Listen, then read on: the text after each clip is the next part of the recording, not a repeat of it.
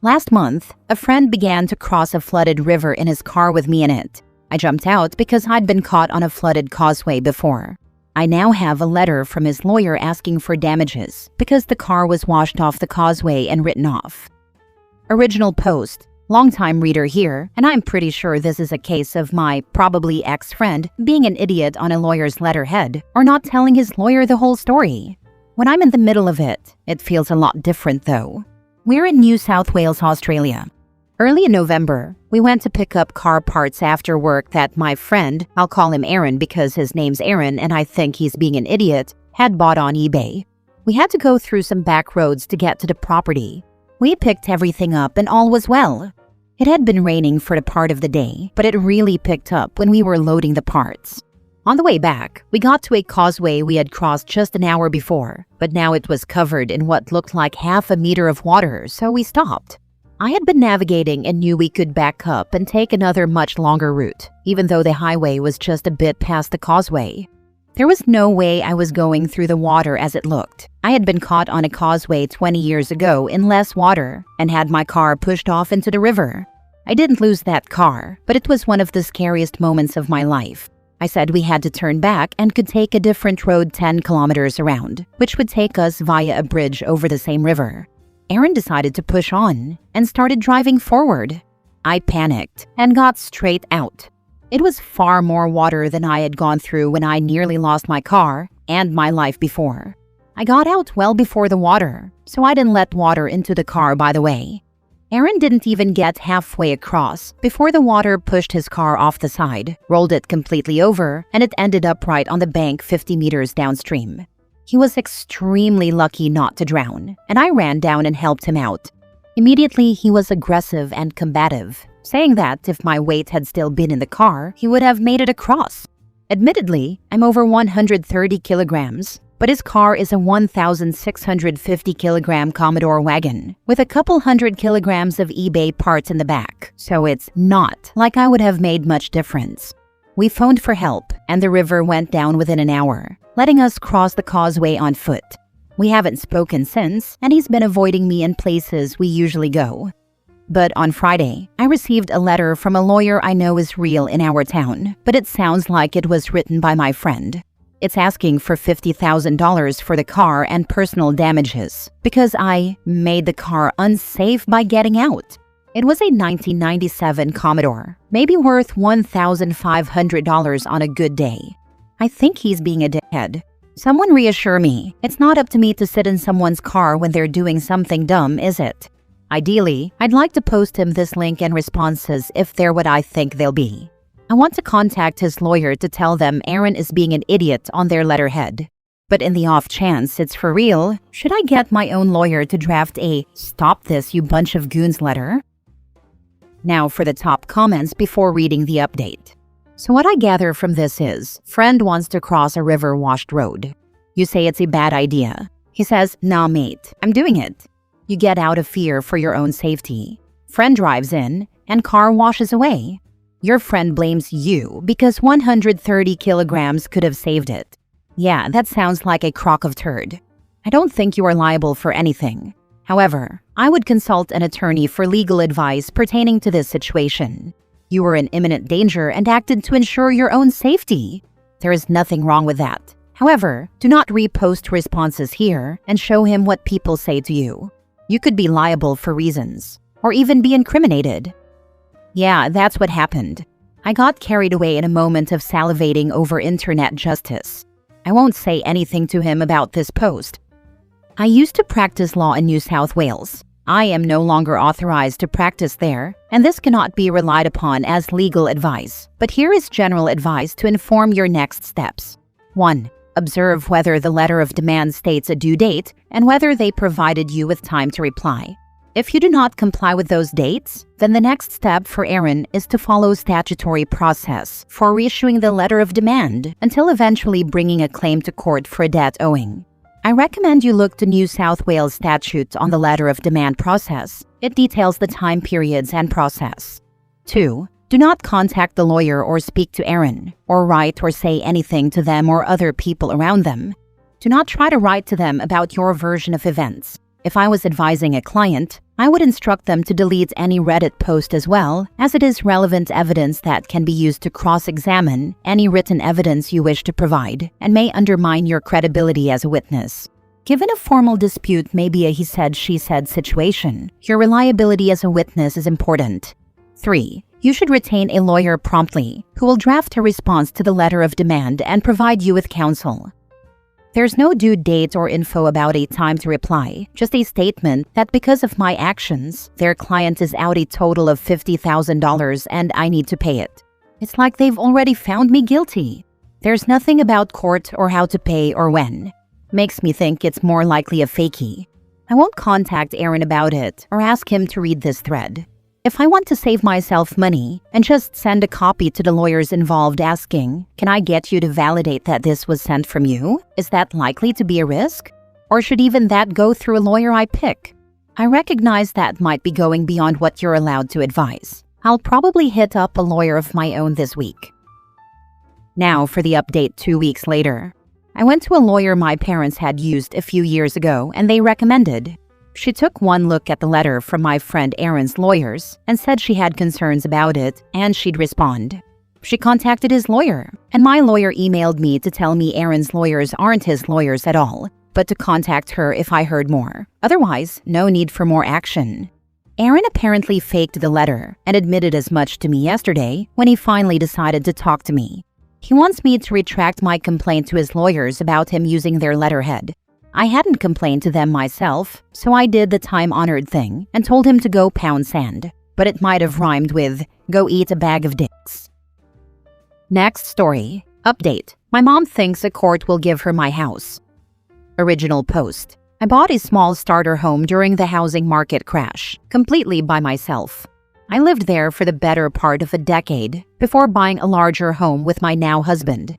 My parents really wanted to live there because it was small and easy to maintain. They have foreclosed in the past, so there's no way they'd be capable of someone giving them a mortgage. Also, my dad is retired and my mom doesn't work. They wanted to rent from me. For a discounted rent, they paid off the mortgage, let's say $50,000, with an over six-figure inheritance my parents got. A lease was written explaining that it was a prepayment of rent and their rent would be only the taxes and insurance, $350 a month. Basically only going up when taxes or insurance went up. We signed the lease with all the other typical stuff in it and had it notarized, and that's how it's been for a while now. So to be clear, I'm not making a dime on this house. I recently told them the rent would go up by $3. Yes, $3, because of a slight increase in the insurance. My mother lost her mind. She claimed I'm a money-hungry bitch, said she was going to rip out everything she did, garden and other cosmetic changes, that I owe her, and that I can't evict her because it's her house. She claims she's not responsible for the insurance. The lease says otherwise. That insurance hasn't been raised in a decade. Look at lumber prices, and that I'm trying to make her pay my personal homeowner's insurance. She said a court will show me that and give her my house. We have a notarized lease. They are listed as tenants. I am the only one on the deed. My father demanded the bills, 0 balls this man has, to see if I'm ripping them off. P.S. This house is a commutable distance from Manhattan, so a studio apartment around here is like $1,500. This is a house with a large yard for their dog. I could easily get $2,000 for this house even before they moved in. I sent them copies of the taxes and insurance showing only their address. I'm charging them discounted taxes. You get a discount for paying in full 90 days early. I told them to add it up and divide by 12. And I told my mother to talk to a lawyer so they can slap some sense into them. I guess my father agreed with me because now she's divorcing my father. Now for the top comments before reading the update. Kick them out then. Send them the eviction notice and let her try that nonsense in court. I told my father I would, and my mom is dead set on a judge giving her the house. And on top of that, calling me money hungry, saying they'll all see it. My husband said to print out rental listings in the area, slam them on the table, and tell them to decide $353 or $2,000. Choice is yours. I also tried to explain the clauses I can use to get her out. She thinks I can never make her leave. I don't know what Kool-Aid she drank. I would seriously have her checked for dementia for this. Or it could be a number of things: UTI, brain tumor, change in hormone levels. Mom needs to get checked out to see if this is something major. All of this over $3? Not you, of course. A line needs to be drawn, and if you don't draw it, then they will cross it at every chance. Also, are you serious about the divorce? It's just mind-blowing to me. Who knows? She called and told me she was divorcing him, wanted all her money back, and to never speak to her again. Of course, she has threatened divorce before. I don't know where she would live because she can't afford anywhere, and it sure as heck isn't with me. They claim you're money hungry, yet they are trying to steal your house? Interesting. You have a signed and clear lease agreement. I don't think there's anything that will force you to give them your home. I would definitely be talking with a lawyer though. Password protect things just in case. Make sure your parents can't call up any company and make changes without giving a password. Might also want to head over to the Just Know Family subreddit. There are people there who have dealt with similar issues with their families.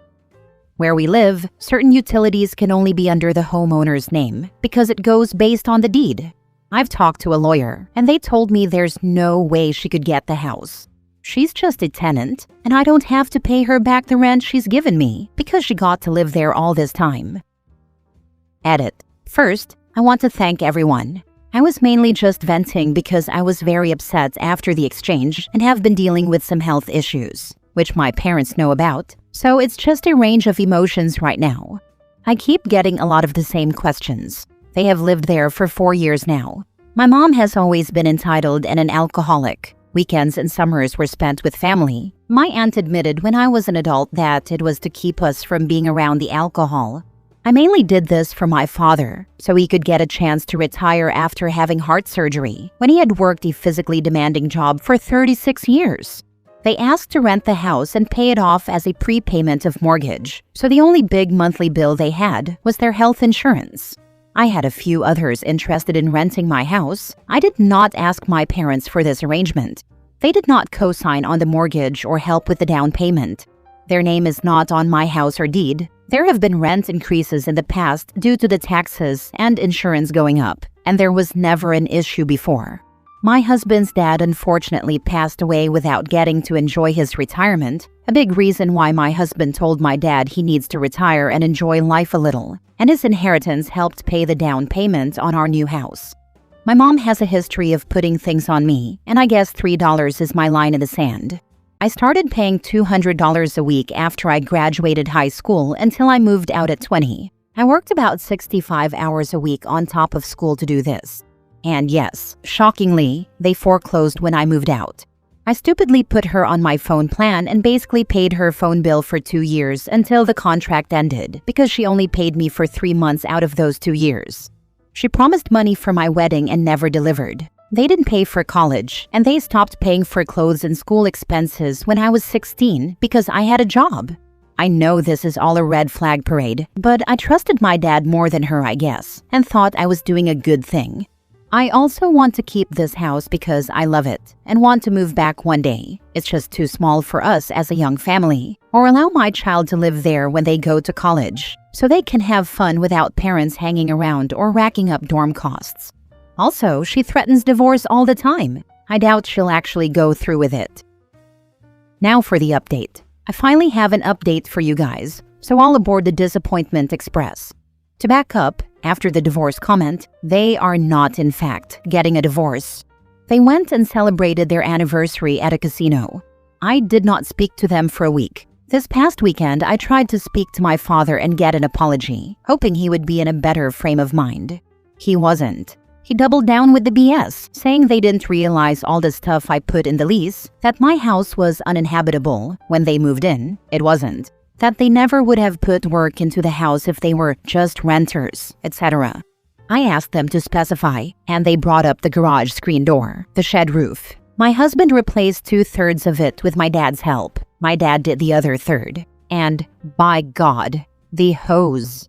The hose leaked. None of that affects the livability of the house, but in the words of my lawyer, "And you agreed to live there in its original condition, buddy. That's on you, just like not reading the lease." My dad went on to list all the things they were supposedly doing for me without acknowledging a damn thing I was doing for them. At that point, I said some not-so-nice things, including the alcohol-induced dementia everyone mentioned. They wanted to know if they were still going to be able to take my son to the fair. Not a fat chance in hell. I told him I didn't want either of them around me or my family until they stopped being delusional, and to either pay the increase or GTFO. I then cried when I got off the phone, and my husband was upset with all of this. Cut to today. My mother called me asking what needed to be done to resolve this because not being able to see my son was upsetting to them. I told them they needed to apologize for what they called me and that they were out of line. Well, you guys, they were scammed. My parents were scammed. That's what this was all about. In my area, homeowners get daily calls, texts, and letters from people wanting to buy their houses. It's not new in this market. I have even told them these letters are trash. Well, my parents were getting calls from people saying they were going to be renting the house. These callers acted like they were representing me. Someone even showed up to their house and was being very pushy about trying to see my mom inside the house. This all happened before I mentioned the rent increase. So when my mom heard rent increase, she thought these phone calls and this person were real, like I was going to raise the rent to something they couldn't afford and force them out. This was before I told them it was $3. But even after that, they still thought I was throwing them out.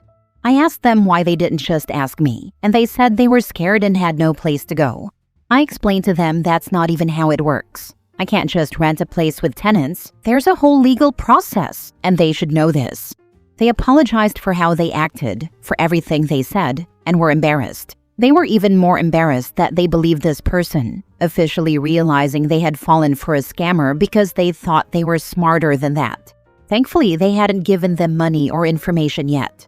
I told them the scammers were probably setting them up for it. They pretend to rent a house, collect first, last security from the victim, and when the new tenants show up, the house is already occupied. Or they pretend they need money to let the current occupants stay. I have no idea why they believed or fell for this person, or why they never asked me in the first place since I don't, and wouldn't, hire a representative for my one house. Their cameras were off when the person came, but they're going to file a police report anyway. I told them to call the cops next time and file for harassment and trespassing if these people call or show up again. I got my apology from both parents. I explained everything in the lease and why it was legally written that way. I explained to them that I can't throw them out on the street on a whim, and that as long as they pay the minimum bills to live there, taxes and insurance, I will keep my end of the deal. So I guess that's my update. They're not getting evicted for now, but I might have to start monitoring them more closely to make sure they don't fall for other dumb scams.